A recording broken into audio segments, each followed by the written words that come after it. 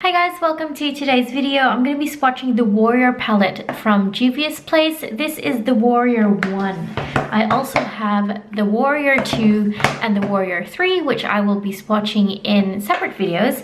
But for today, we're going to be swatching the Warrior Original, the OG. Beautiful, beautiful palette. It's a little bit dirty because I have used it before. It has 6 shimmery shades and 3 matte shades. I have used this shade here as a bronzer or contour shade before. Depending on your skin tone, it can be quite appropriate. This one I've used as a matte highlight powder for under the eyes and even in the T-zone just to brighten up a little bit. Depending on your skin tone, this and this could go quite nicely as highlight shades. You can use it definitely for more than just an eyeshadow palette. The pans in this palette are quite large. They do have names, which I will also be including in the video. Depending on the intensity of the shimmer that you want in this palette, you can apply it with either a finger or a brush or apply it wet or dry. It really depends on what sort of intensity you're looking for from the metallic shades. Today I'm going to be swatching them with my finger because I found that that's given me the best color payoff. This palette retails for $20 US on the Juvia's Place website, but there are always coupon codes that you can use that are floating around, or use the honey extension to help you save some extra dollars on your purchase. Without further ado, subscribe if you want to, like this video if you do like it, and let's just jump straight into the video.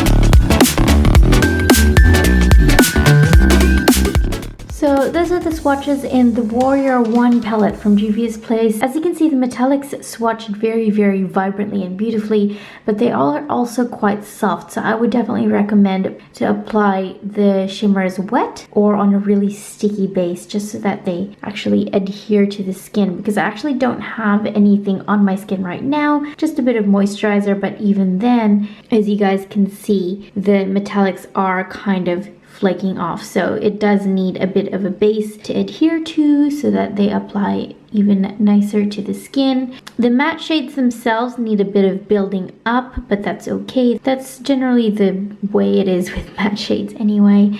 So yeah, those are the swatches from the Warrior 1 palette from Juvia's Place. I hope you guys enjoyed this video. Thanks so much for joining, and I'll see you in the next one. Bye!